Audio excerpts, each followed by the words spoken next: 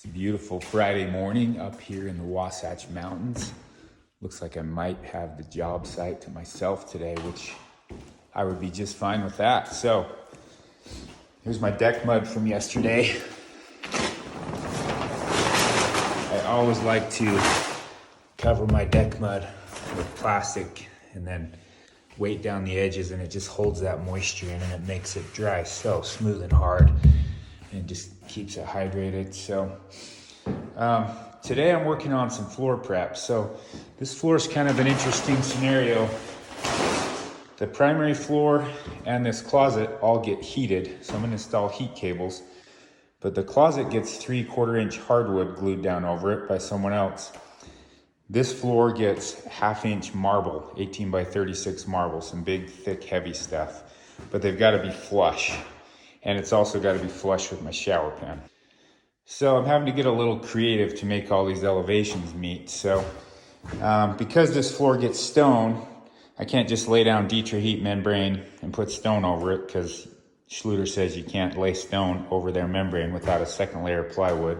That's just kind of common knowledge, but you can lay stone over blanky permat with a single layer of plywood. So I'm going to string the cables in the closet and the bathroom, and then I'm going to pour fiber reinforced self-leveler over the whole thing. So this is all flush clear through here, and then that will sit flush with my deck mud, which I built up 1/4 inch taller right at that transition.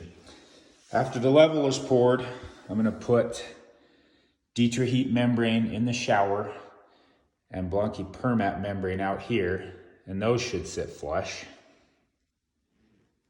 And then with the permat over my leveler here and my 1/2 inch stone, that should put me up to 3/4 inch. So the hardwood that's glued down in this closet should be flush with my stone right there.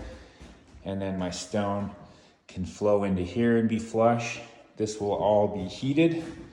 So a lot of different elevations going on. I've been thinking about this for weeks. I'm pretty confident that it will work.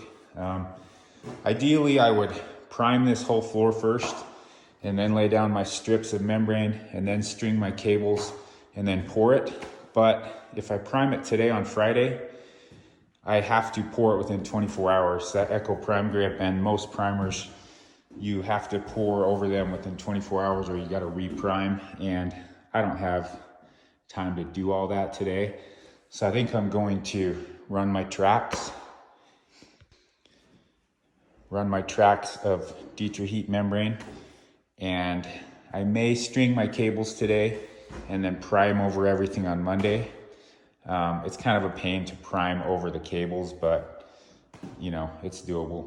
Or I may just run my tracks today, install some perimeter foam, go home early for a Friday, and then string the cables and pour on Monday.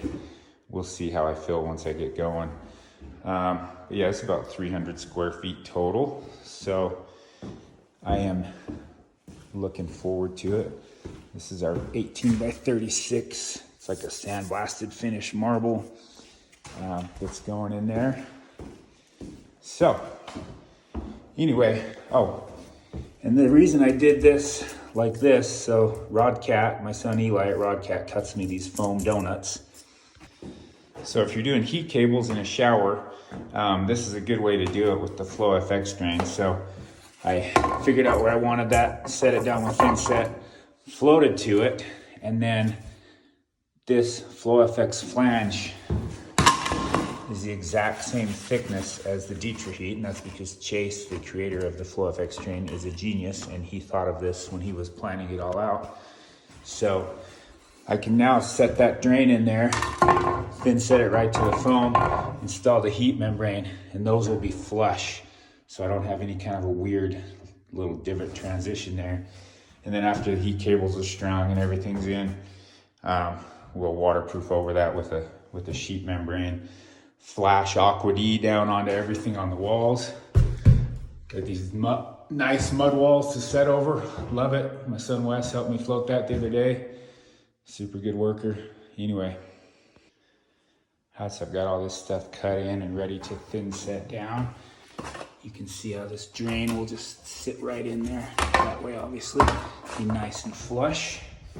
I've mapped all these areas out according to where we need heat and how big our cables are.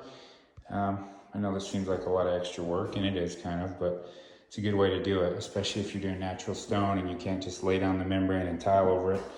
This is a good option because it allows us to also level the floor while we're at it.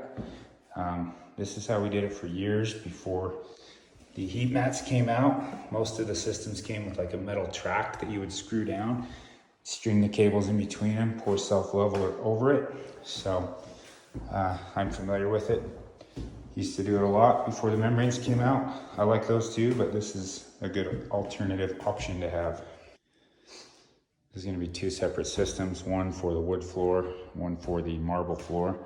So I've got it all mapped out so I can just start here, string all my cables everywhere, built in a little bit of contingency for myself in case we run short or have a little bit too much. So I have a space where I can fill in or not back there.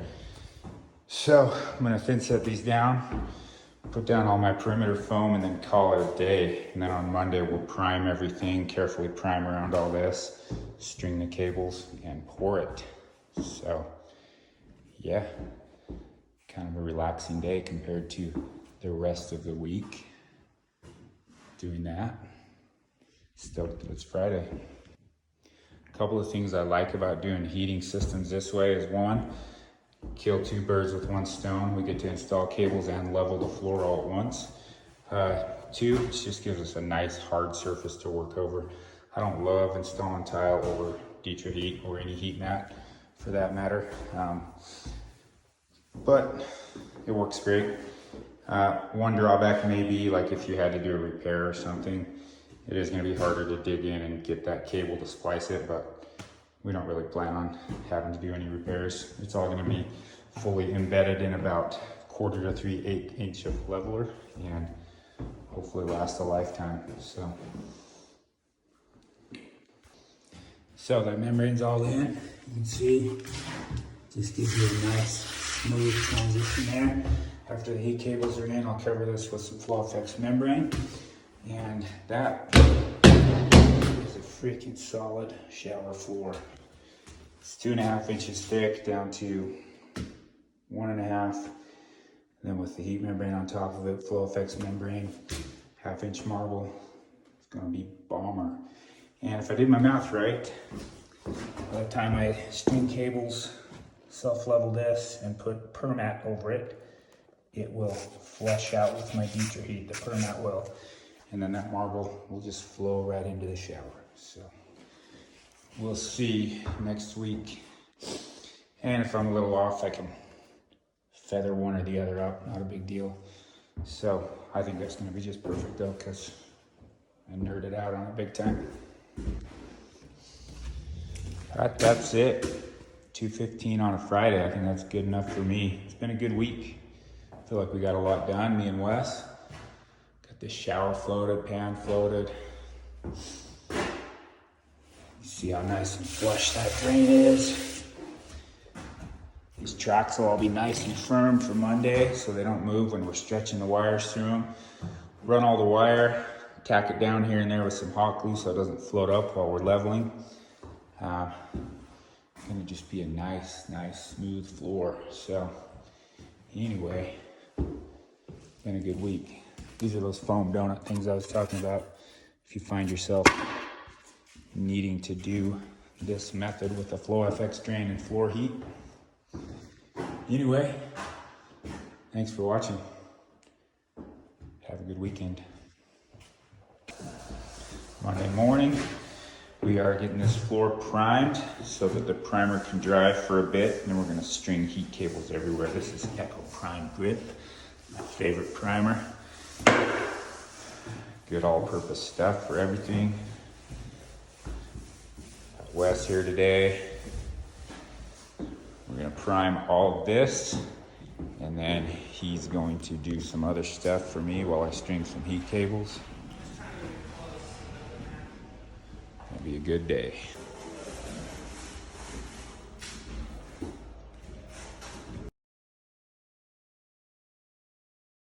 So after my post last week about how we're doing this system, a couple people asked me why we don't just put down the Dietrich heat membrane everywhere, string the cables and start setting tile. This is why. So natural stone floors need a double layer of plywood. You need to install a layer of 1/2-inch plywood. You can do 3/8. I don't like 3/8, too flimsy. 1/2-inch plywood before you do any other floor prep. So, and if you don't believe me, you can even look in the Dietrich heat installation manual, or the Dietrich or any other membrane has this same spec pretty much. They require a double layer of plywood for natural stone tile. So that would add minimum 1/2 inch of height to this floor. This floor also needs a little bit of self-leveling. It's got a few dips and humps. So we would have to install 1/2 inch plywood, prime it, self-level it, then we could install the Dietrich heat membrane. At that point, we're already up to 5/8, almost 3/4 of an inch. And then our tile, gonna add another 3/4 of an inch with tile and thin set. So that's a pretty thick floor. So, blanket per mat says you can install natural stone over a single layer plywood subfloor with their membrane. I was a skeptic for a long time on this, a lot of years. Finally tried it, did a bunch of tests on my own. I've installed thousands of feet of stone over it, and I fully believe it. This is a bomber membrane. It adds a ton of structural rigidity to your subfloor. So I've kind of come up with this way that I like to do heated stone floors, is install the Dietrich heat track, string our cables, and then we can self-level the floor, which is going to embed our cables, and it's also going to give us a nice level flat floor. I can keep that at about 1/4 inch, maybe a teeny bit thicker. Then I can install this permat over it, and then we can lay our stone, keeping our floor a bit thinner than doing it the other way. And in some scenarios that's not a deal breaker, but in this one we're trying to meet up flush with hardwood wherever we can. So I'm really trying to keep this floor as thin as possible, but still do it right. If you've been following me for long, you know I'm not a big stickler for all the rules, but I am a stickler for this rule. Double layer plywood for natural stone. And if you've watched my videos for the last couple years, maybe you know why, but I had a very large travertine floor installed over Dietrich membrane, developed cracks all over in between the joists. And it was before I knew better. It was something I did back in 2007, I think, maybe 2005. And ever since then, I dove deep, did some research, and discovered that marble floors need a second layer of plywood. Ever since then, I've been a stickler about that rule. I've always done it until I discovered this stuff and started going that route. So just some food for thought. If you didn't know that, now you know. It's good to research these things so you don't have a costly mistake. So anyway, now we're gonna test our cables and string them. I got this first system down. I'll notch a little piece out of the floor to recess that a little bit. And these are pretty tight, but I am gonna go through and just every 18 inches or so, just tack that down with hot glue. That'll just keep it so they don't float up when we're pouring the leveler. I have had that happen before, a long time ago, when we used to do these systems.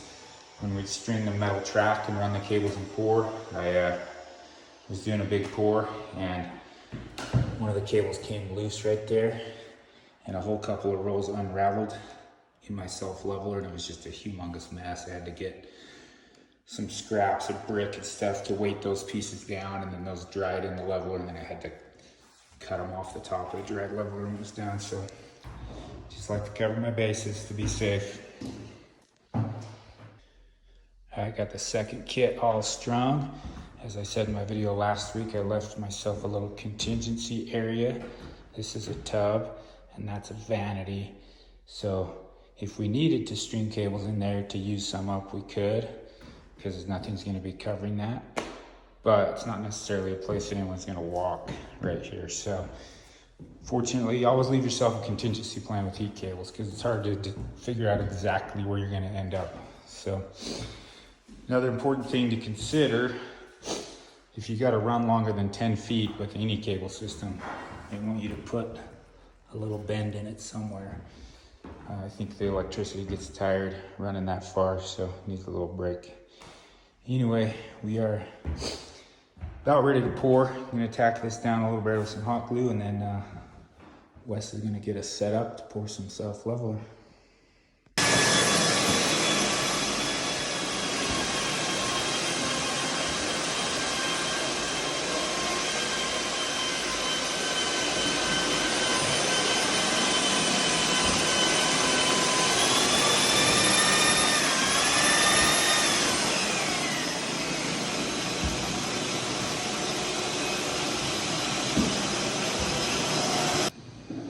Here we go, we got 26 bags of Planetex SLF. All of our cables are completely embedded. I'm about 1/8 of an inch under my Dietrich heat there, which means by the time I put my permat on that, those two will be flush.